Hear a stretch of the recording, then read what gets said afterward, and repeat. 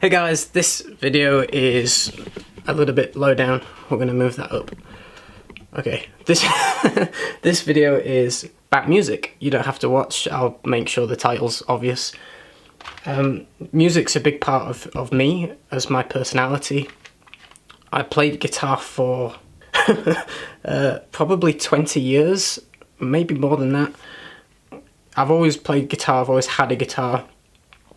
I've not always been interested in music though. I had a guitar long before I had a taste in music, which is kind of weird. I was just always attracted to guitars.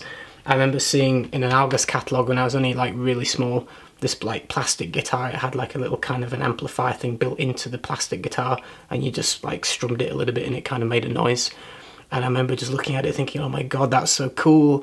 And yeah, I've always just been attracted to them even before I kind of had a taste for music. The first band I properly got into was Metallica. I would say I stumbled on them by complete accident. I used to have a stepdad. He passed away a long time ago. He had a heart attack, but he used to buy copied DVDs from a marketplace, and he accidentally bought a Metallica DVD in and amongst all these movies, and I picked it up and I was like, oh, what's this? And I watched it and I was like, oh my god, what is that? I'd never seen anything like it. I'd not experienced that. I'd not seen anyone play guitar like that before. And I was just like completely like mesmerised by what these guys were doing on guitar. James Hetfield and Kirk Hammett were just, I was like just glued to it. I watched the whole thing. It's a full live concert DVD. And that got me into Metallica. I started with the first album, Kill 'Em All, to Ride the Lightning, to Master of Puppets.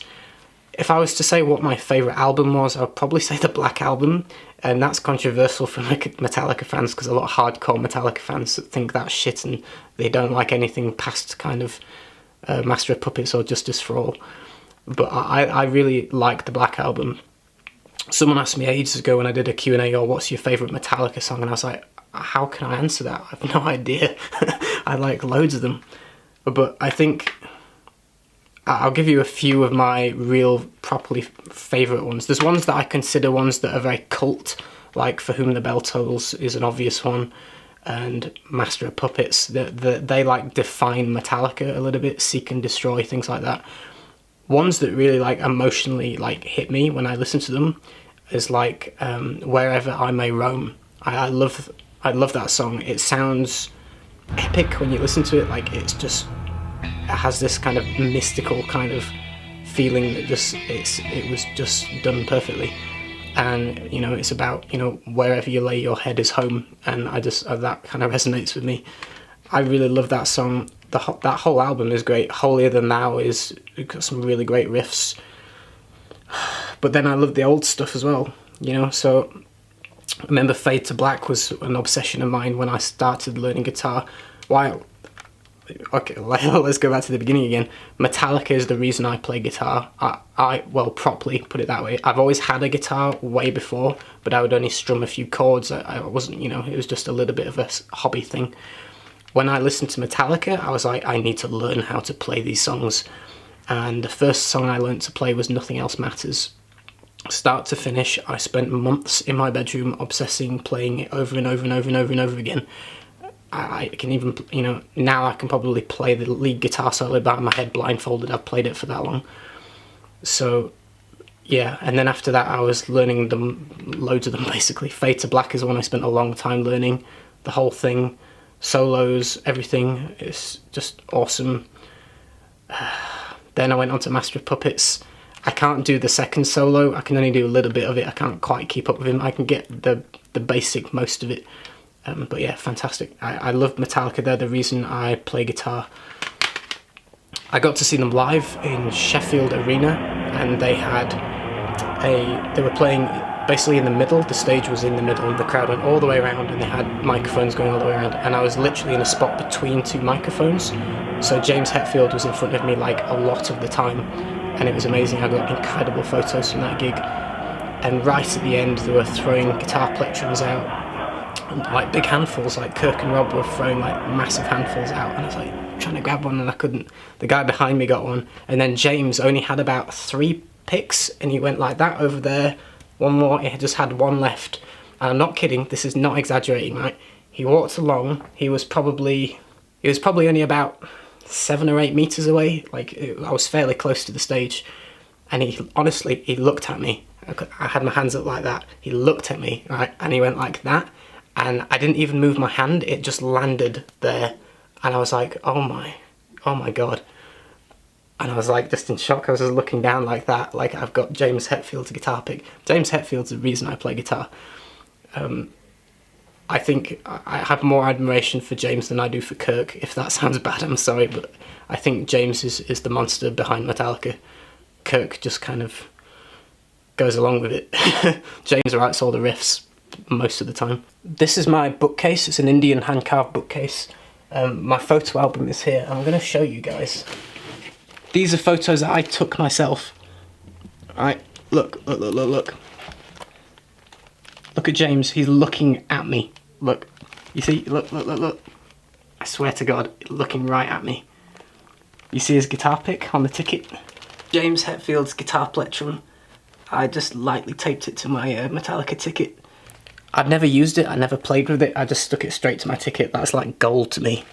So after Metallica, I got into, okay, how did these guys learn? And I found out that Kirk Hammett actually took lessons from a guy called Joe Satriani, and he became the new guitar god for me.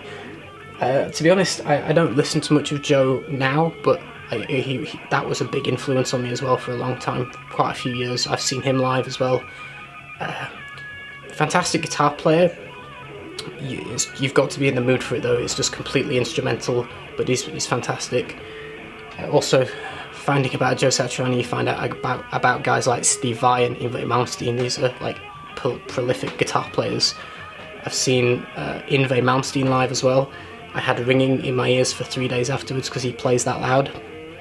I've got his guitar plectrum as well. From there I went on to Jimi Hendrix, one of my probably favourite people in the world. If you've ever noticed, I've got a Hendrix print there.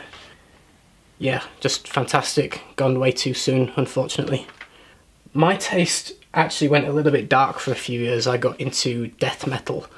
One of my favourite bands was Opeth for a long time. If you're not into like growling, like properly like loud music, you're not going to like Opeth.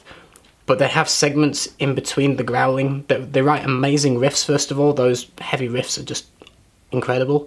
But Michael, the lead singer and main kind of guitarist and songwriter, his solos are incredible. Like, he has such nice tone and melodic phrasing.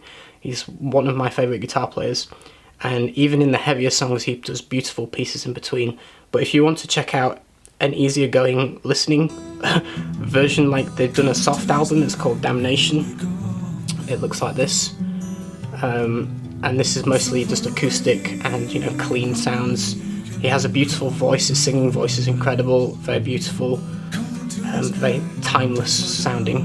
So as well as doing the he actually sings amazingly. His guitar playing is just brilliant though. One of my, I would say, my favourite singer, male singer, is Jeff Buckley. Another one gone tragically way too soon. But incredible talent. His voice is angelic, if you want to use that word, but he has an incredible voice. His guitar playing is equally as talented as his voice. He's the son of Tim Buckley, but just an amazing person. Check out Jeff Buckley if you've never heard him, because he's just amazing. Some of my favourite songs by him are actually covers that he's done, including a cover by the Smiths, even covers by Elton John and Bob Dylan. He's done really awesome covers and in my opinion made them better than the original. One of my absolute favourites is his Satisfied Mind. Amazing. It's gloomy to think about it, but I won that playing at my funeral. So we've talked about my favourite male singer. My favourite female singer is the one and only Eva Cassidy. Her voice is like melted butter. She is an absolute angel. Beautiful, incredible voice. Beautiful person. Again, tragically died too soon. Beautiful guitar playing, completely melodic, just outstanding natural talent, just fantastic.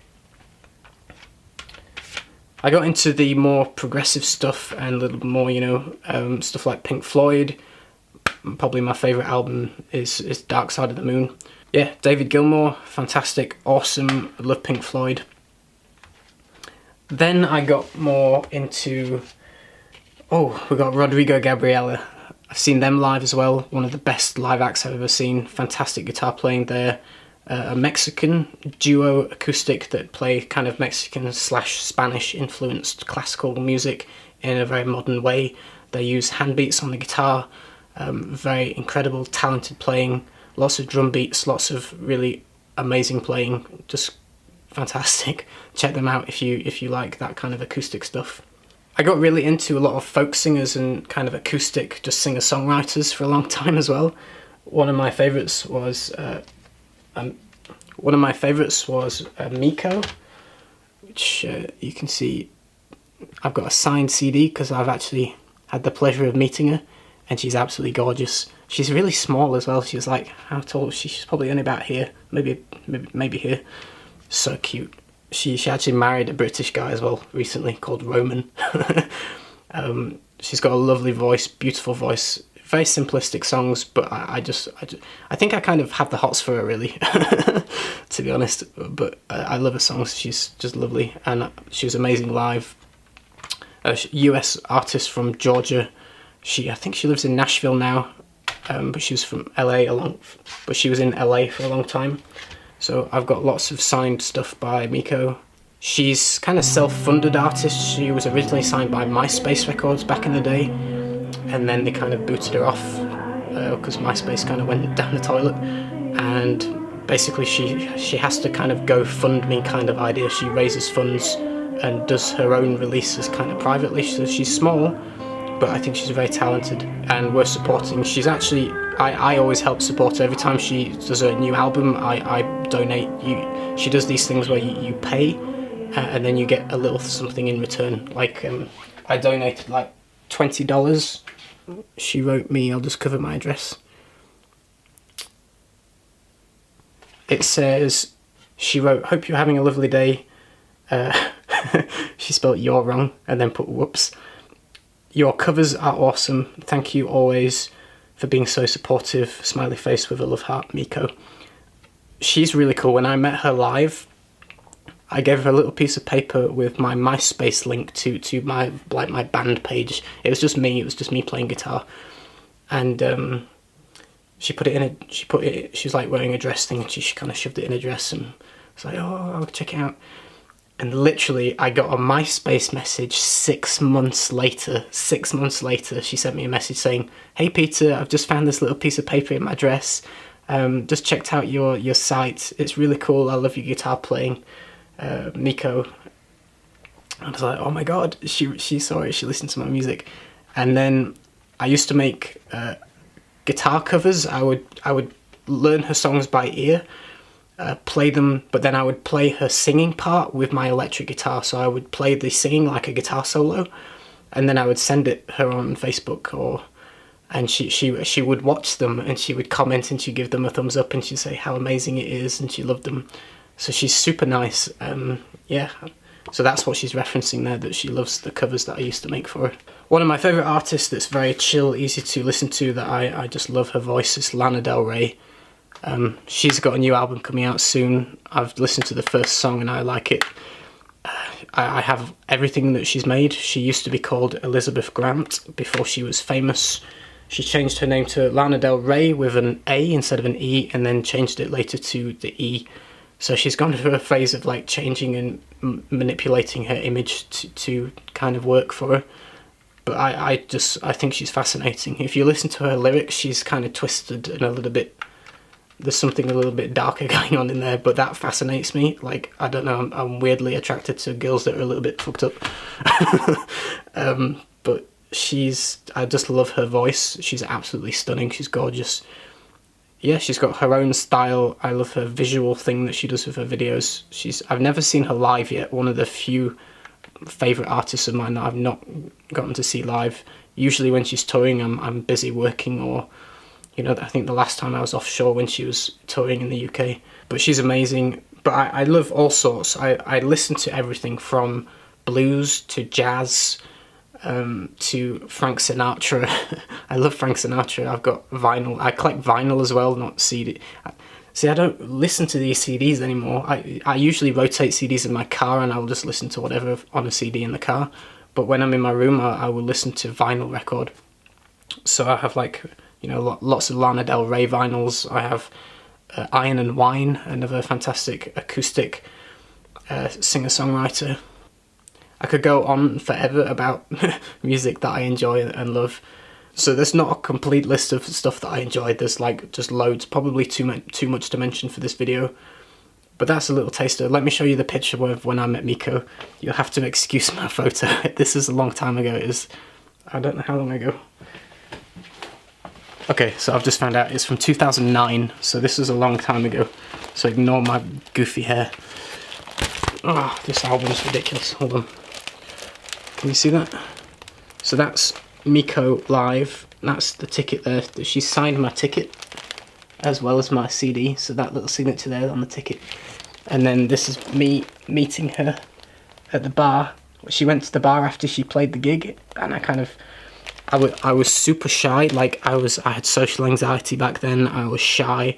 Girls scared the shit out of me. Like it was like my heart was going like that. Like I was having a panic attack, and I was like, I have to meet her. I have to get a signature. I wanted my CD signed because I had it with me because I'm a bit geeky like that. And I walked up to her, and she saw me coming, and she's like turned around and had a bit of a drink, and I just went, "Hi, could you sign my CD for me?" And she's like, "Oh yeah, sure." And then she's really lovely. And I went to that gig with my older sister, because none of my friends wanted to go with me. And yeah, my sister was like watching for a little while, and then she came over and she whispered to Miko something in her ear, something along the lines of how much I had the hots for her or something, probably. I was embarrassed anyway. And Miko was just grinning. She thought it was cute, I think. Isn't she lovely? Look at my ridiculous hair. What an idiot. If I could go back in time, I'd give myself a slap and say, go and get a haircut, you idiot. But yeah, I met Lizzie as well. Lizzie's another amazing singer-songwriter, fantastic band. That was a little while ago now. She's so down to earth and lovely. She was there for like literally a couple of hours meeting people. She's incredible. Again, signed ticket there, look. I like to get guitar picks if I can. John Butler Trio's an Australian, or The Dead Weather. They were amazing. Alison Mossart is another another one that I have the hots for. She's so hot. She's in a band called The Kills and The Dead Weather. The Dead Weather is basically, you know, Jack White from obviously the White Stripes. That's his kind of latest band. They don't do a whole lot recently, but they were really good. I've got to see them live. Actually, one of the best bands I've ever seen live. Alison has like a really huge stage presence. They played amazingly. Jack was brilliant. But yeah, Alison's hot, really hot. William Fitzsimmons is another one. I met him, but I didn't get my ticket signed. But I had my CD signed, so that's okay. Mono is a Japanese instrumental band that are really good, very atmospheric, and I got his guitar pick as well. You can see the guitar pick there on the top, taped to the ticket. Obviously Metallica, Yngwie Malmsteen. That's how close I was to Yngwie, right at the front. I was completely deaf. He's bloody incredible though. Foo Fighters, saw that with my very first girlfriend. She wasn't my girlfriend at the time though. They were amazing. Dave Grohl's a legend. Biffy Clyro was actually the very first proper band that I saw live way back when I was in high school. Like back when they were only on this like the second album or something. They're kind of a different band now, but back in the day they were kind of, I was into them. I don't really listen to their music anymore, to be honest, but I did dabble in my own bands for a long time. I've been in a metal band that didn't last long. I've been in like a blues band thing. I do open mic night a lot, where I just go and play with other people and just jam. I was in an acoustic duo. Well, actually, originally it was a proper full band. We had drums, bass. I actually have some old clips of us playing live in a bar. I might put that in. I don't know if I'll put that in the description. But it was like a full band. It was okay. We weren't brilliant. The ones that we filmed, I screwed up some mistakes on the guitar, which I was embarrassed about. And then we kind of transformed into a duo, an acoustic duo with me and the singer. But that fell apart probably maybe 2 years ago. We've not really done anything for a long time. She would always, we would like arrange a practice, and she would then text on the day saying, oh, I've got to do this, I've got to do that, or I've got to go and do this. So I was like, okay. And it kind of carried on, and then she'd send me a big email 6 months later saying, oh, I can never do anything because you're offshore and I can't plan anything ahead. And I'm like, okay, but when I am at home, you don't want to practice. How is it my fault? But anyway, we just, yeah. So, not had the best of luck with bands, but it is a passion of mine. Although recently, I'm kind of neglecting guitar recently. I've not played properly for a while. This perfume thing kind of took over a lot of my life.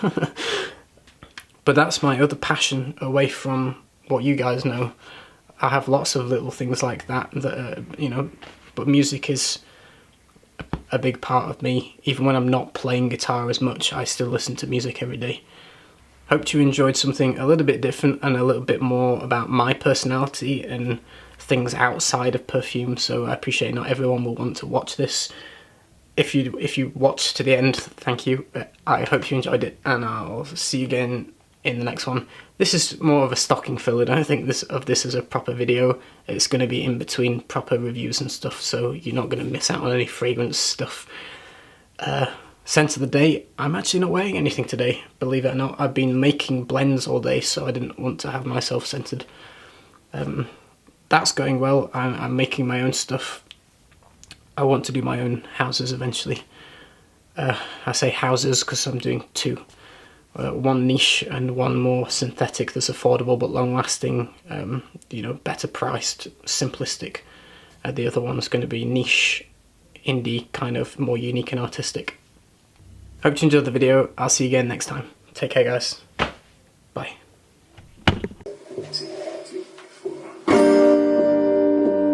Shorty get down, good lord. Baby got him open all over town. Strictly bitch, you don't play around. Cover much ground, cocaine by the pound. Getting paid is a forte, each and every day. True playway, I can't get her out of my mind. Oh, I think about the girl all the time. East side to the west side, fresh and fat rice, ain't no surprise. She got tricks in the stash, stacking up the cash, quick when it comes to the gas.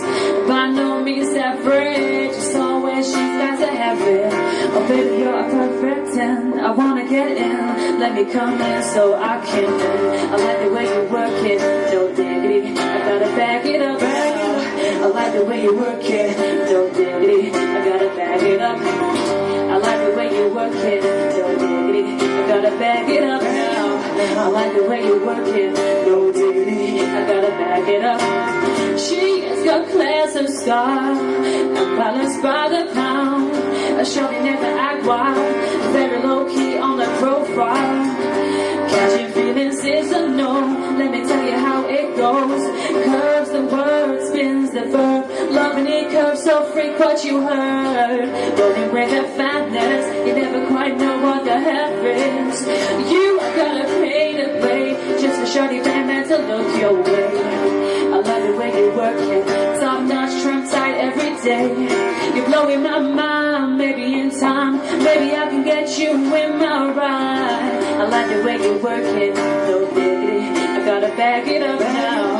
I like the way you work it, no diggity, I gotta back it up. I like the way you work it, no diggity, I gotta back it up now. I like the way you work it, no diggity, I gotta back it up. Hey yo, hey yo, hey yo, hey yo, damn that girl looks so good. Hey yo, hey yo, hey yo, hey yo, play on, play on. Hey yo, hey yo, hey yo, hey yo,